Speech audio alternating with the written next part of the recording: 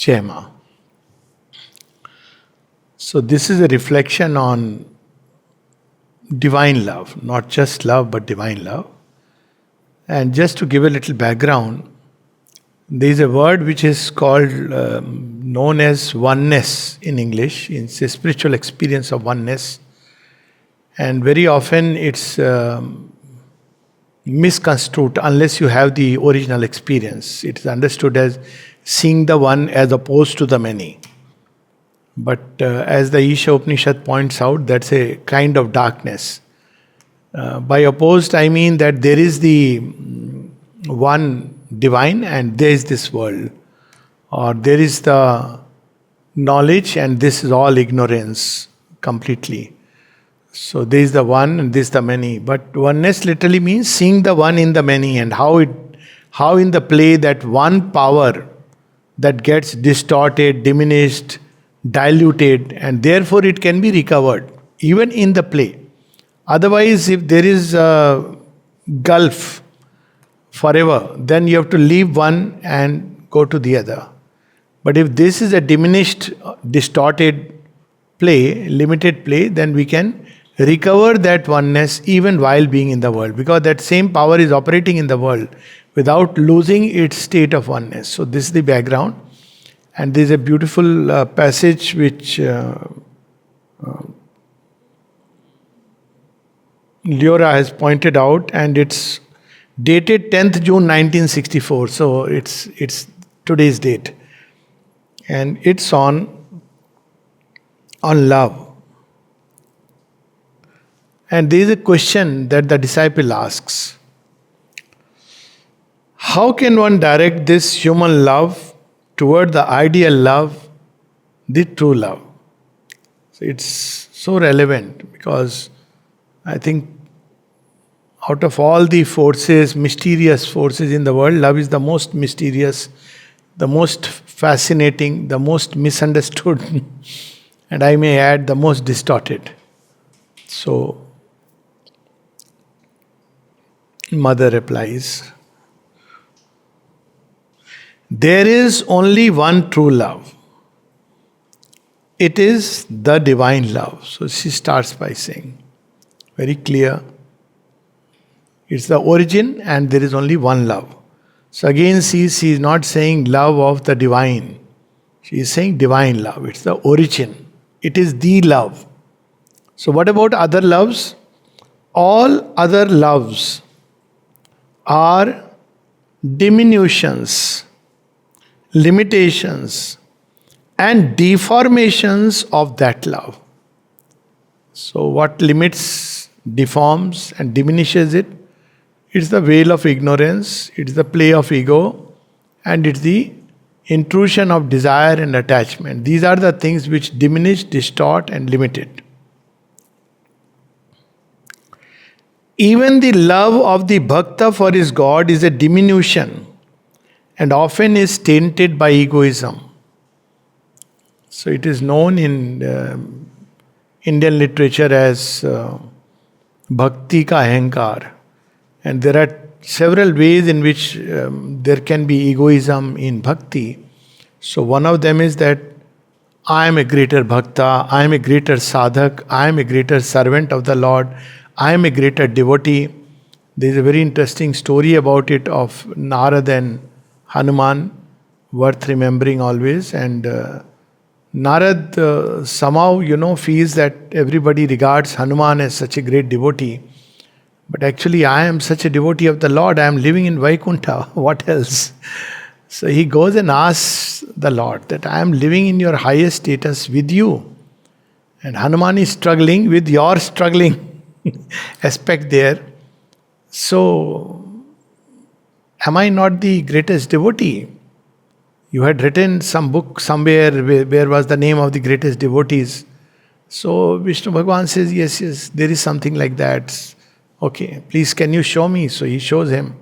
And the moment Narad sees that the list of those who love the Lord the most, and he sees on top Narad, Hanuman is some third or fourth, he rushes down and says, see, Hanumanji, I told you that I am the greatest devotee of the Lord.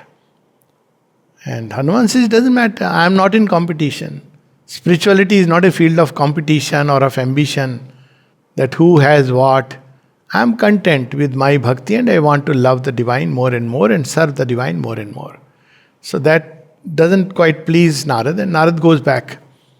And he tells the Lord that, see, what an arrogant person. Now see, human mind interprets what it wants to see. He said, no, Narad, you were in a little bit of a hurry. You are always in a hurry because you have the gift of, wandering. Narad has got the curse, by the way, that he will never be staying at one place.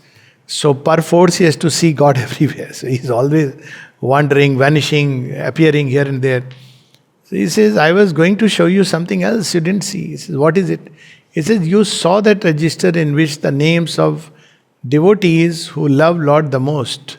But I have another register where it is the name of devotees whom the Lord loves the most. And in that list, it is Hanuman on top. So one is that this is one kind of egoism in bhakti. Other is, my Guru is the greatest. My God is the greatest.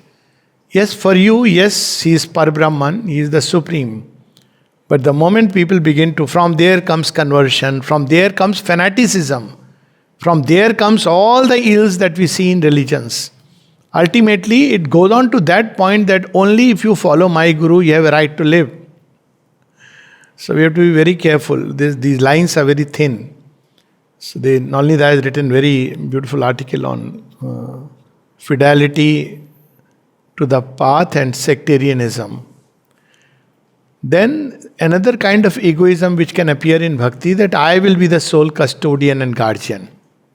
That we see in the story of Ravan. So Ravan wants to take the Lord and keep him in his city and maybe charge tax from people, but he would be regarded as the custodian, middleman through whom alone people can go because you are a great devotee. And so we see how he falls. So this egoism in love can be very dangerous. Sri Aurobindo points out even in essays on the Gita that a kind of blind bhakti which is not illumined has its own pitfalls and dangers. So egoism. So she says, even the love of the bhakta for his God is a diminution and often is tainted by egoism. And of course, we have one angle through which we see, and we cannot see the rest of it.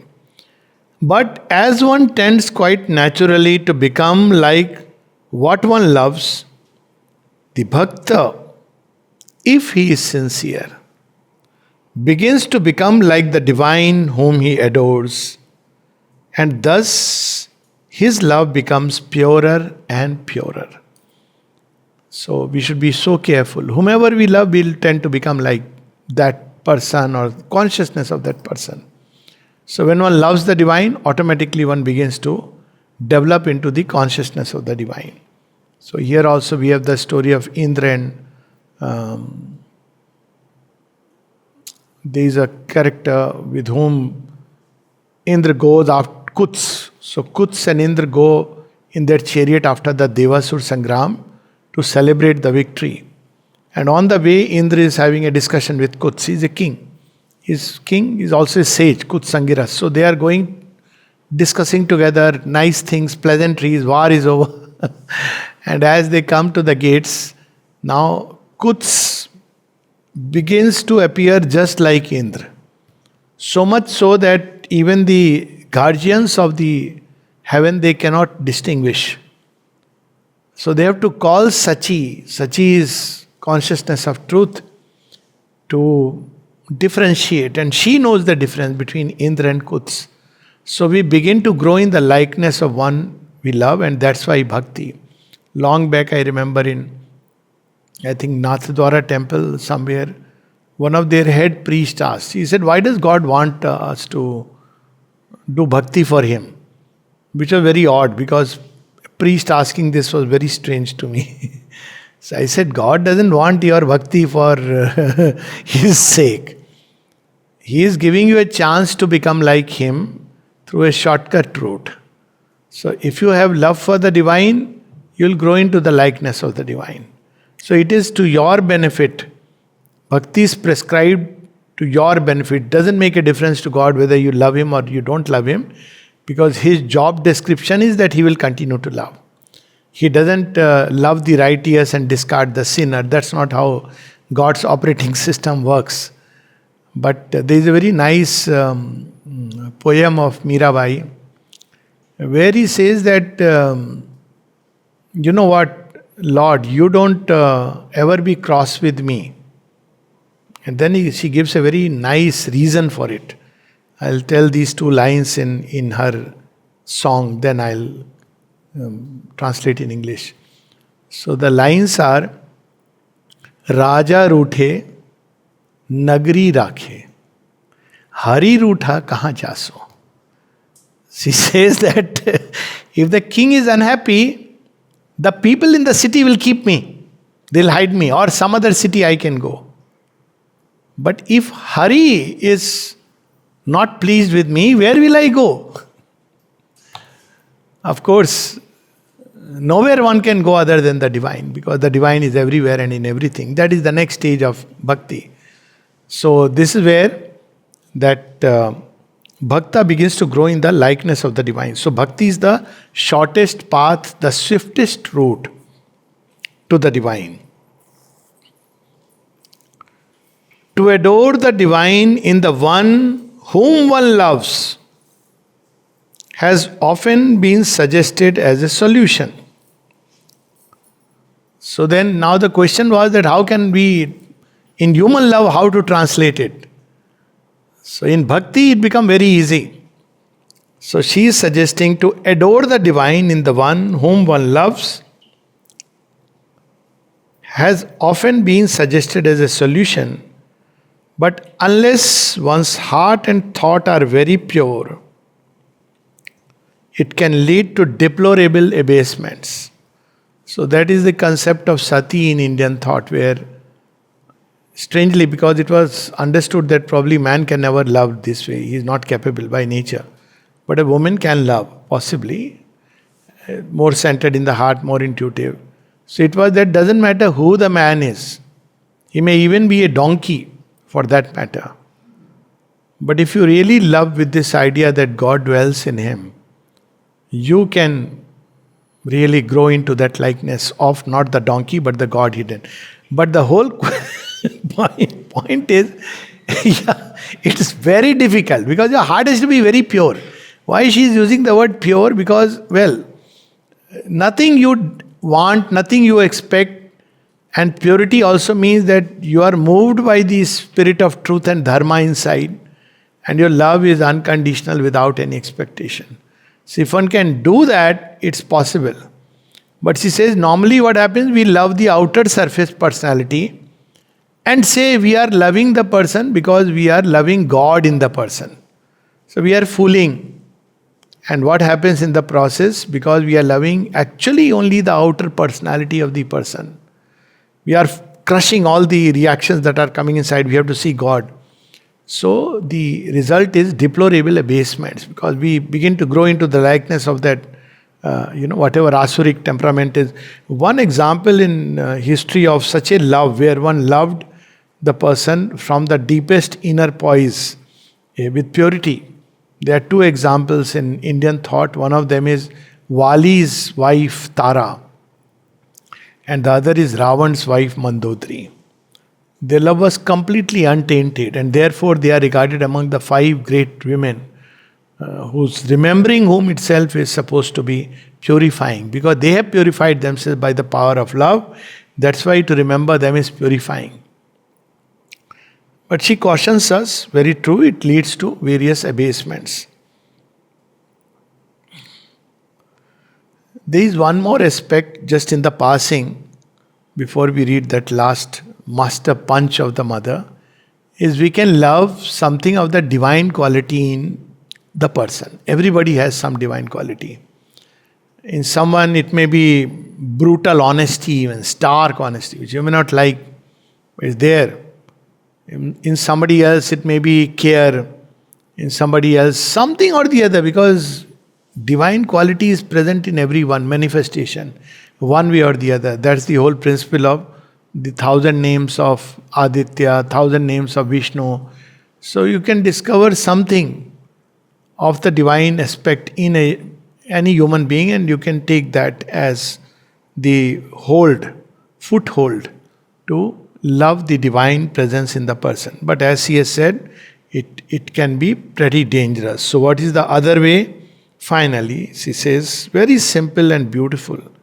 It would seem that in your situation, we can remove the word why and say our situation, because all of us have someone or the other whom we love and who love us.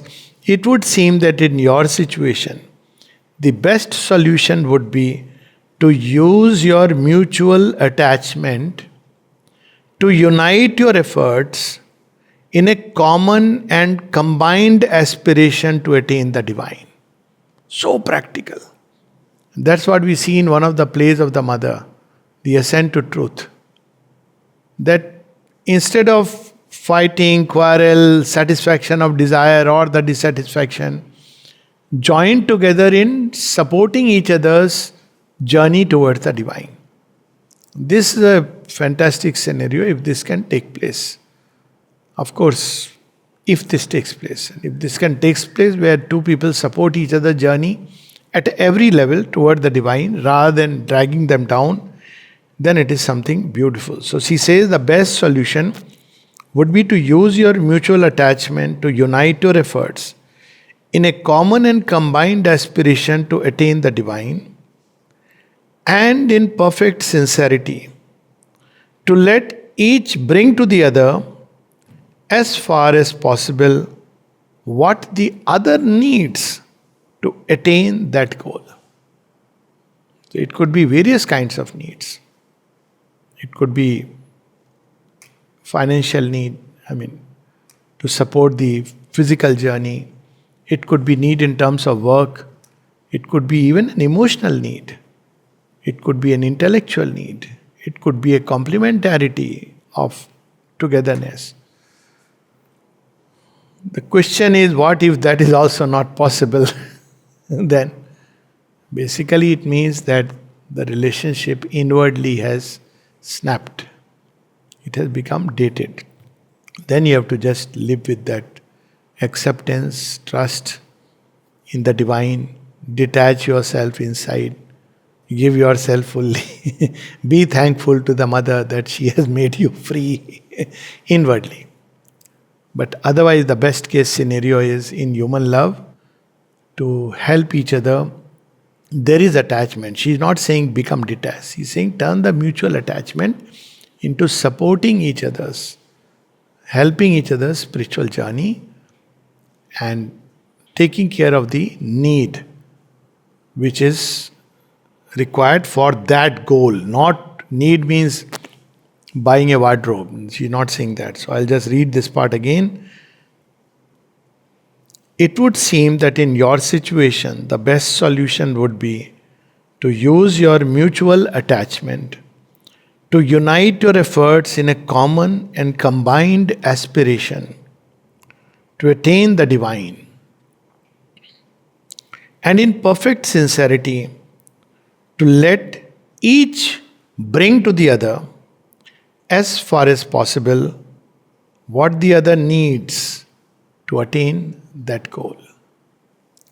So this is very beautiful. This is dated 10th June 1964. This is from Collected Works of the Mother, Volume 16.